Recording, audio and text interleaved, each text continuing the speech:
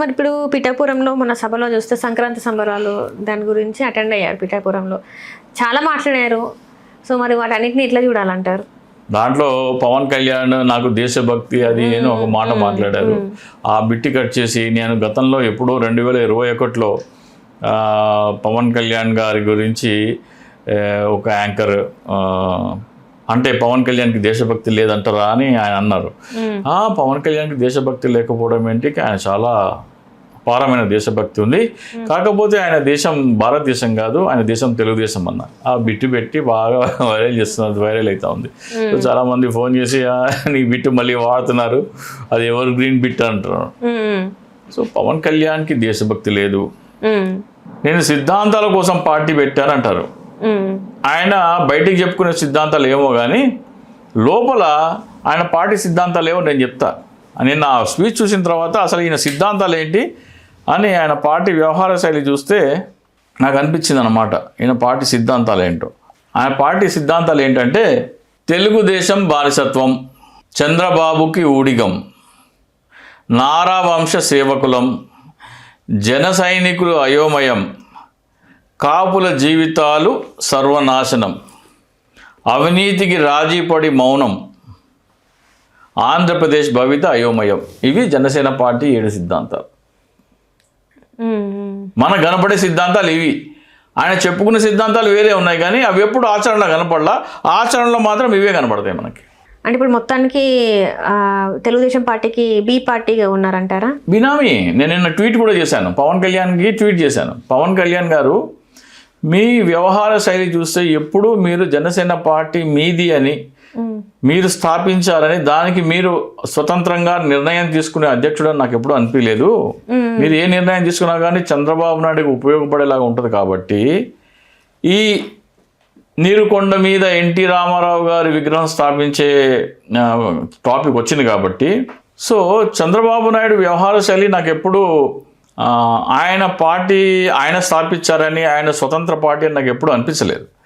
Starting నుంచే నాకు కొద్దిగా అనుమానాలు ఉన్నాయి కానీ సరే ఏమో 1-2 అని అలా చూస్తూ వచ్చాను. మొత్తం స్టడీ చేసిన తర్వాత 2019 వరకు మొత్తం క్షుణ్ణంగా పరిశీలించిన తర్వాత నేను ఒక నిర్ణయానికి వచ్చాను, ఈ పార్టీ అనేది కాదు, ఈయన కేవలం బినామీ, చంద్రబాబు నాయుడు స్థాపించిన పార్టీకి ఈయన బినామీ అని.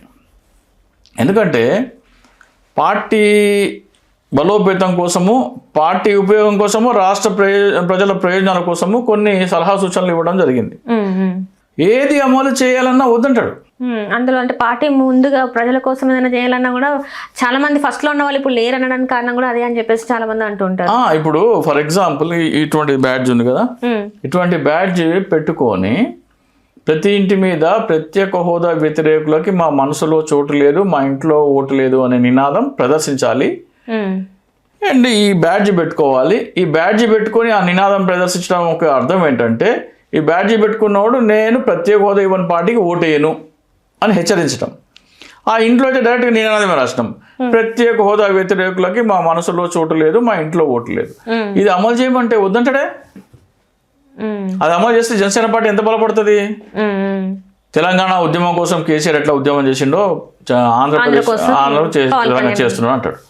తెలంగాణ ప్రజల్లో ఉన్న పోరాట స్ఫూర్తి మీ ఆంధ్రప్రదేశ్ ప్రజల్లో లేదు అంటాడు.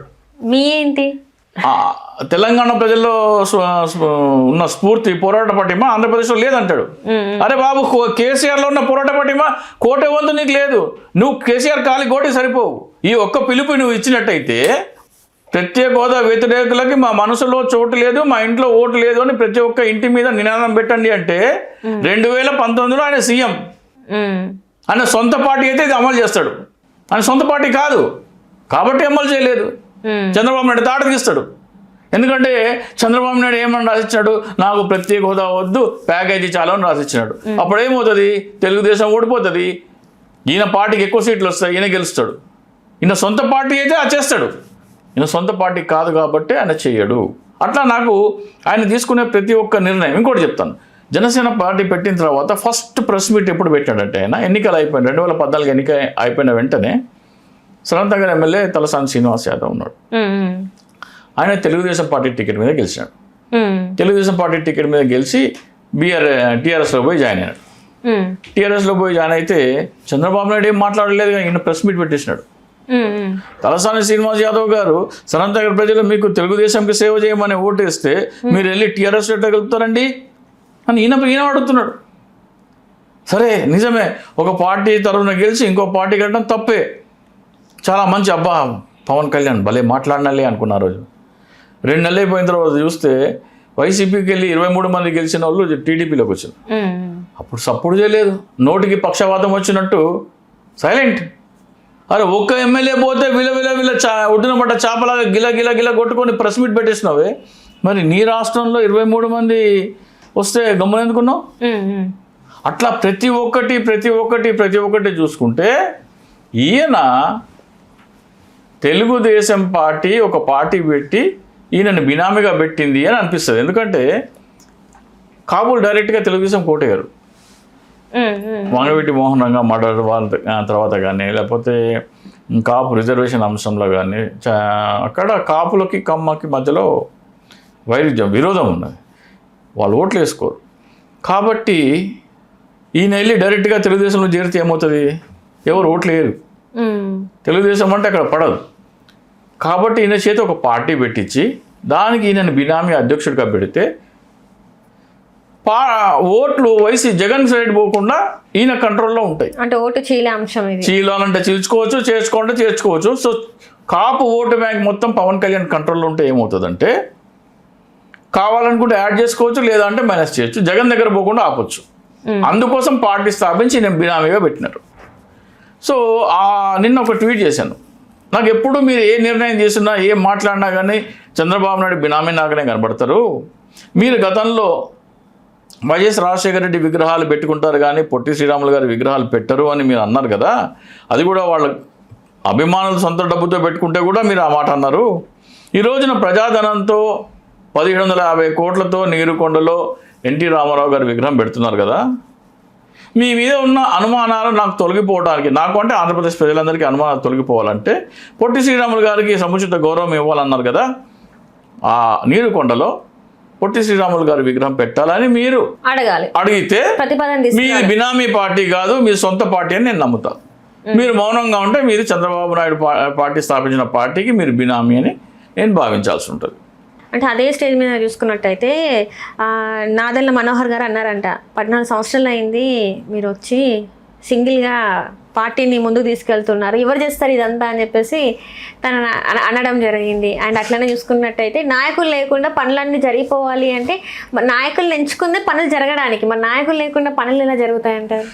నాయకులు ఆయన ఏమంటాడంటే నేనున్నాను కాబట్టి ఇది చేస్తున్నారు, లేకపోతే ఎవరు చేస్తారు. ఇంతకుముందు ఎప్పుడు అవ్వలేదు. ఆయన ప్రతిదీ సెల్ఫ్ డబ్బా అమ్మ.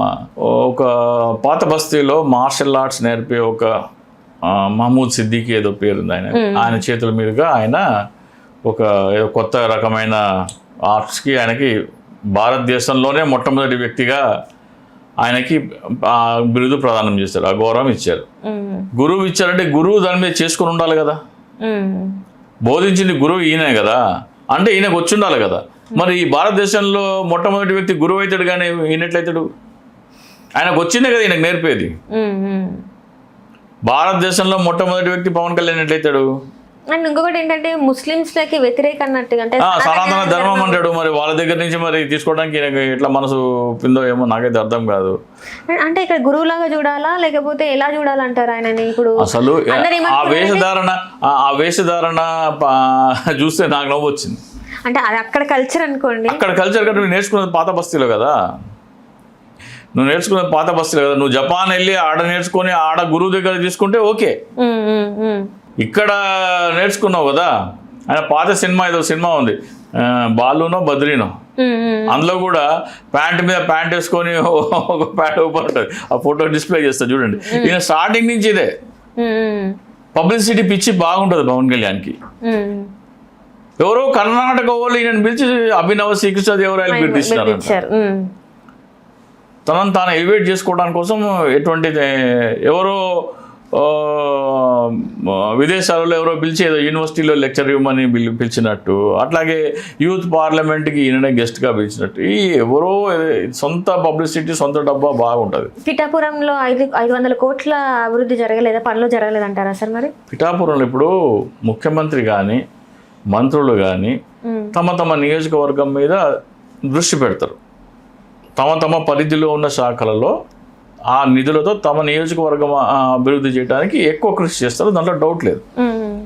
ఆ జిల్లాకి మంత్రి పదవి వస్తే ఆ జిల్లాలో ఆ ప్రాంతాలు అభివృద్ధి చెందాలనే కదా మా జిల్లాకు ఒక మంత్రి పదవి కావాలి, మా దీనికి మంత్రి పదవి కావాలని అడిగేది. జిల్లాకు ఒక మంత్రి పదవి ఎందుకు ఇస్తారంటే కనీసం ఆ నియోజకవర్గంలోనే సరే అభివృద్ధి పనులు జరుగుతాయని చెప్పేసి ఇస్తారు. అది లాలూ ప్రసాద్ యాదవ్, రామ్ విలాస్ పాస్వాన్, నితీష్ కుమార్ వీళ్ళందరూ రైల్వే మంత్రులుగా ఉన్నప్పుడు బీహార్కి బీభత్సమైన రైళ్లు వచ్చేసినాయి, కొత్త రైళ్ళు, కొత్త రైల్వే ప్రాజెక్టులు అవి వచ్చేసినాయి.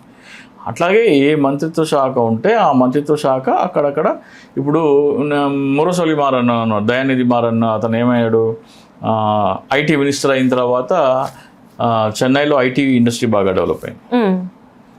అట్లా ఏ శాఖ మంత్రి ఉంటే ఆ శాఖ మంత్రి తన పరిధిలో తన నియోజకవర్గంలో అది అభివృద్ధి చేసుకోవడానికి ప్రయత్నిస్తాడు. అదే పెద్ద ఇది కాదు. ఇప్పుడు ఎన్టీ రామారావు ముఖ్యమంత్రిగా ఉన్నప్పుడు ఆ గుడివాడకి స్టేడియము, రోడ్లు అవన్నీ బాగా వేయడం జరిగింది. సో అట్లా ప్రతి ఒక్కరు ప్రాంతీయ భావం కాదు. ఇప్పుడు అరే డిప్యూటీ సీఎం ను నీ నియోజకవర్గానికి ఏం చేసుకోలేదు అంటారు కదా, లేకపోతే అట్లనే అంటే అట్లా అనుకుంటారని చెప్పేసి పనులు అయితే చేశారని అంటారు. అందరూ చేస్తారు, అట్లా మినిస్టర్లు కూడా చేస్తారు. అట్లనే తను చూసుకున్నట్టయితే నాకు ఛానల్స్ ఏం లేవు, మీరే నా బలం అని చెప్పేసి తను మాట్లాడడం జరిగింది. ఎందుకు లేవు? తెలుగుదేశం ఛానల్స్ అన్ని ఆయన ఛానల్సే. తెలుగుదేశం ఛానల్లో అన్ని ఛానల్స్ పవన్ కళ్యాణ్ మహా పొగుడుతున్న భజన చేస్తున్నారు కదా. పవన్ కళ్యాణ్ భజన మామూలుగా చేయట్లేదు తెలుగుదేశం ఛానల్స్. తెలుగుదేశం ఛానల్స్ ఇంకా జనసేన ఛానల్ ఒకటే అంటారు. కూటమిలో ఉన్నారు కాబట్టి భజన చేస్తున్నారు కదా, చేస్తున్నారు, బాగా చేస్తున్నారు భజన. ఎందుకు చేయట్లేదు? అంటే చిన్న పిల్లలు కొట్టుకుంది దాన్ని పెద్ద విషయం చేసి చూస్తున్నారు అని చెప్పేసి కూడా తను మాట్లాడడం జరిగింది. చిన్న పిల్లలు కొట్టుకునే విషయము పిఠాపురంలో కొబ్బరి ఆకు పడ్డా తాటాకు పడ్డా కానీ పెద్ద రద్దాంతం చేస్తున్నట్టు, కానీ అది పవన్ కళ్యాణ్ ఎంత బాధ్యతారహితంగా మాట్లాడినారో చెప్తున్నాను. పిఠాపురంలో ఒక బాలిక మీద అత్యాచారం జరిగింది, దాన్ని ప్రశ్నించినారు, బాలిక మీద అత్యాచారం జరిగిన విషయం. అట్లాగే కొంతమంది ఎస్సీ వాళ్ళని వెలివేసినారు, దాని మీద మాట్లాడినారు. మళ్ళీ మన స్కూల్ దీంట్లో కులం గురించి మాట్లాడితే కులం పేరుతో పిలవడము, ఎవరు టీచర్ పిల్లల్ని దూషించడం జరిగింది ఆ విషయం. సో ఇవి తాటాకు పడ్డ అంత సమానమా? అసలు అట్లా ఏంటి, అలాంటి సంఘటన జరగలేదు అంటున్నారు కదా. ఎందుకు జరగలేదు? జరిగింది కాబట్టే కదా గొడవ, జరిగింది కాబట్టే కదా గొడవ. అట్లా జరిగితే మరి పిల్లల సైడ్ ఉండాలి కదా, అంటే ఏదైతే ఆ దూషింపబడ్డాడో అతని సైడ్ ఉండాలి కదా. అతని సైడ్ వాళ్ళ ఓటర్లు కదా, వాళ్ళు ఎవరైతే దూషించారో బాధితులు వేరే కులం వాళ్ళు, దూషించిన వాళ్ళు ఈయన కులం వాళ్ళు, ఈయన ఓటర్లు వాళ్ళు. బాధింపబడ్డ వాళ్ళ సైడ్ ఎవరు ఉండారా? బాధింప వాళ్ళ సైడ్ నిలబడలేదు కదా. ఫస్ట్ వెళ్ళి కలెక్టర్ నా ఓటర్ అయినా సరే, కాపులైనా సరే ఎస్సీలని వెలివేస్తే నేను ఊరుకోను, SC ST atrocity case book చేయమని అడగాల. అట్లా అడిగితే నెక్స్ట్ పిఠాపురంలో ఎవడు ఓటేయడు, కాపునే ఓటు, పవన్ కళ్యాణ్కి ఓటేయడు. అంటే ఇంకా కూడా అనగారిన వర్గం వాళ్ళని ఇంకా తక్కువ చూపు చూడడమే కానీ ఈయన కూడా కులం రాజకీయమే చేస్తున్నాడు. అది చెప్పాడు కదా, కనీసం రాష్ట్ర భవనం లేకపోయినా కుల భవనం అయినా ఉండాలి. అవును, ఇప్పుడు ఆయన చేసేది, ఇప్పుడు కులాల మధ్యలో చిచ్చు పెట్టేది ఎవరమ్మా? ఇప్పుడు ఫలానా కులం వాళ్ళని వెలివేస్తున్నామని అన్నది ఎవరు? ఒక కులం వాళ్ళు ఇంకో కులంను వెలివేసినారు. వాళ్ళు వెలేసుకుంటే ఎవరైతే ఆ చర్యకి పాల్పడ్డారో వాళ్ళ మీద చర్యలు తీసుకోవాలా. చర్యలు తీసుకోకుండా కులాల మధ్యలో చిచ్చు పెడతా ఉంటావేంటి?